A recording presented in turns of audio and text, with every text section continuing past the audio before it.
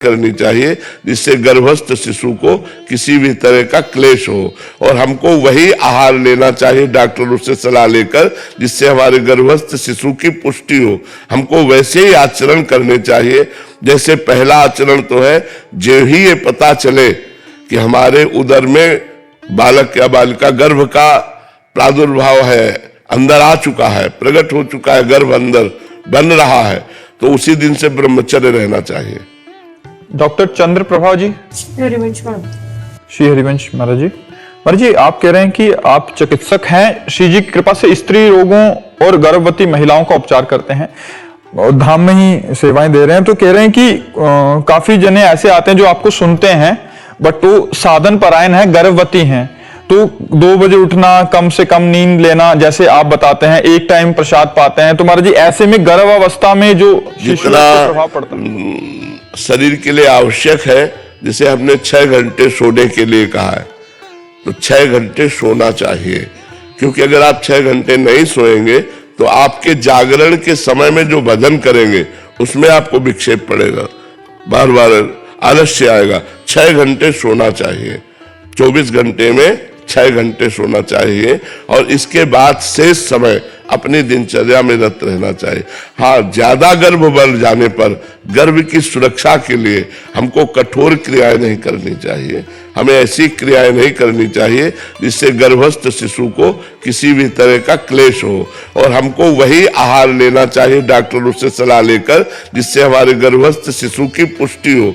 हमको वैसे ही आचरण करने चाहिए जैसे पहला आचरण तो है, जो ही ये पता चले कि हमारे उदर में बालक या बालिका गर्भ का प्रादुर्भाव है, अंदर आ चुका है, प्रकट हो चुका है, गर्भ अंदर बन रहा है, तो उसी दिन से ब्रह्मचर्य रहना चाहिए, पहला नियम।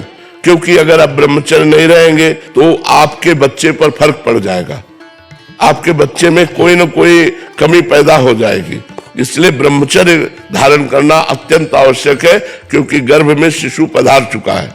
इसके बाद हमें पौष्टिक आहार लेने चाहिए, उचित नींद लेनी चाहिए, और हमको भागवतिक कार्य करने चाहिए, भगवान की कथा सुनना, नाम कीर्तन करना, नाम जप करना, और तो उससे क्या होगा, हमारे बच्चे के बहुत अच्छे संस्कार पड़ जाएंगे। तो ऐसा हमें लगता है जैसे 2 बजे जगना और कै बजे सोना, ये भी देखना होगा कि सोते कै बजे हैं। 2 बजे तो हमारे यहाँ सब प्राय जग जाते हैं, 2 बजे जगने का तो एक मतलब नियम ही है एक तरह से, पर सोते कै बजे हैं। मान लो 4 घंटे रात्रि में सो गए तो 2 घंटे दिन में विश्राम कर लिया, तो 4 2 6 घंटे जब, और जिनको दिन में विश्राम करने को ना मिलता हो उनको रात्रि में 6 घंटे आराम से सोना चाहिए, और जो शरीर से श्रम करते हो उन्हें 7 घंटे विश्राम करना चाहिए। महाराज जी वही कह रहे थे कि क्योंकि शब्दों को सही से पकड़ ना पाने के कारण नॉर्मल तो कोई दिक्कत नहीं है, बट जैसे उनके पेट में कब्ज, भारी कब्ज थी, फिर जब उनको देखा तो बहुत कमजोरी, तो जब पूछा गया तो उनके पतिदेव ने बताया कि ये मतलब बहुत साधन परायण है, अष्टयाम श्री जी की इस अवस्था में भी कर रहे हैं, वो तो ठीक है, बट एक टाइम भोजन पाना और 2 बजे सुबह उठ जाना और कठिन। इसमें अब अपनी बात नहीं देखनी, गर्भस्थ शिशु की बात देखनी है कि हमको अगर 3 बार पाना पड़े तो हमें 3 बार पाना चाहिए, क्योंकि गर्भस्थ शिशु का पोषण होना चाहिए। बट आप कहते हैं कि चिड़िया की तरह थोड़ी थोड़ी देर में नहीं लेना चाहिए। बीमार और गर्भिणी नारी, इनको साधना में आप नहीं गिन सकते। बीमार आदमी है, अब उसको दवा लेनी तो 2 बिस्कुट खा लीजिए, 4 बिस्कुट खा लीजिए, या आप कोई कुछ थोड़ा पा लीजिए, तब आप दवा लीजिए, नहीं दवा बहुत गर्म होती है। स्वस्थ शरीर के लिए नियम है, अस्वस्थ शरीर के लिए नियम नहीं है। जैसे भी आपको बने, जैसे स्वस्थ शरीर तो आसनों में बैठो, अब अस्वस्थ शरीर तो सोफा कुर्सी, जैसे आप ऐसे बैठे हो राधा राधा जप रहे, आपका भजन बनना चाहिए। गर्भिणी स्त्री का स्वयं का जीवन नहीं है, उस बच्चे के लिए जीवन है, इसलिए ये बातें मत समझो कि हमको एक बार भोजन पाना। एक बार भोजन पाओगे तो गर्भस्थ शिशु को पोषण शक्ति कम मिलेगी और वो कमजोर पैदा होगा, तो आपने एक जीवन को बर्बाद कर दिया।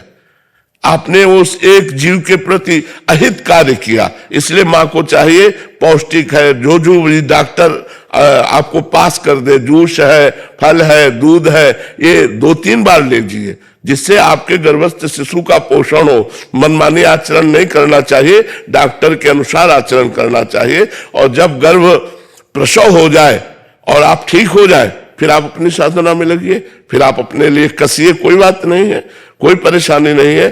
24 घंटे में एक बार भोजन से भी शरीर बहुत अच्छा स्वस्थ रह सकता है, यदि ब्रह्मचर्य से रहा जाए तो।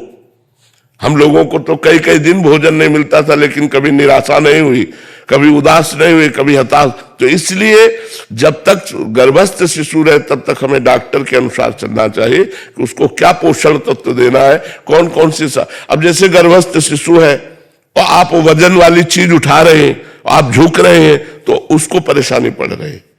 उस समय आपको उसकी सुरक्षा के लिए आपको उन कार्यों को छोड़ देना चाहिए जिनको निषेध किया गया है। आप पोछा लगा रहे हैं, गर्भस्थ शिशु को बहुत परेशानी होगी, हानि हो जाएगी, आप नहीं लगाइए।